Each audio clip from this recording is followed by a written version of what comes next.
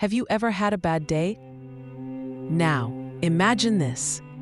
You survive an atomic bomb. Then you get on a train. And just 3 days later, you survive another atomic bomb. This isn't fiction. This is the true story of Tsutomu Yamaguchi, the only person officially recognized to have survived both atomic bombings in World War II. It was August 6, 1945. World War II was reaching its final chapter. The United States had developed a weapon that no one had ever seen before, and Hiroshima was about to become the first target. At the same time, Tsutomu Yamaguchi, a 29-year-old naval engineer, was on a work trip in Hiroshima. He had spent the past 3 months helping to design and inspect oil tankers.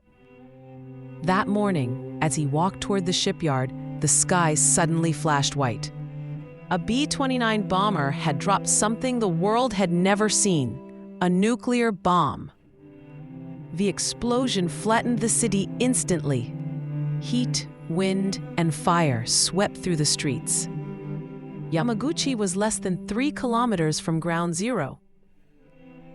The blast ruptured his eardrums, burned the left side of his body, and threw him into a ditch. He was dazed, bleeding, and temporarily blinded, but somehow still alive. He crawled his way to a shelter and spent the night surrounded by fire and chaos. The next morning, still injured, he made his way to a train station. Incredibly, a train was running, and it was headed home, to Nagasaki, on August 9th. Just 3 days after the bombing of Hiroshima, Tsutomu reported back to work in Nagasaki. His boss didn't believe the story. He said no single bomb could destroy an entire city. And then, another white flash lit up the sky. The second bomb had dropped. This time, Tsutomu was inside a reinforced building. The shockwave shattered the windows, but the structure protected him from the worst of the blast. He was injured again, but survived again. His wife and child also survived. In fact, she had gone out that morning to find burn medicine for his wounds from Hiroshima.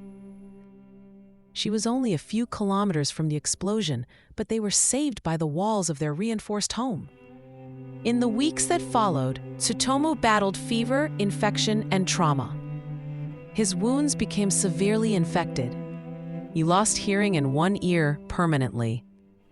And for the rest of his life, he carried deep scars, both physical and emotional. But he lived.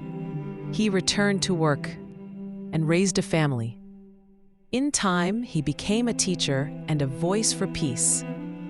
Did you know? Yamaguchi was not the only person to experience both bombings. But he was the only one who was officially recognized by the Japanese government as a survivor of both.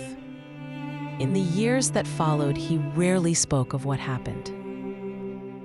But in 2006, as he grew older, he began to speak publicly. He became a vocal critic of nuclear weapons and war. He told his story, not for fame, but as a warning. Tsutomu Yamaguchi passed away peacefully in 2010 at the age of 93. He lived a life marked by tragedy and by resilience. A man who walked through 2 atomic infernos and chose to spread light instead of hate.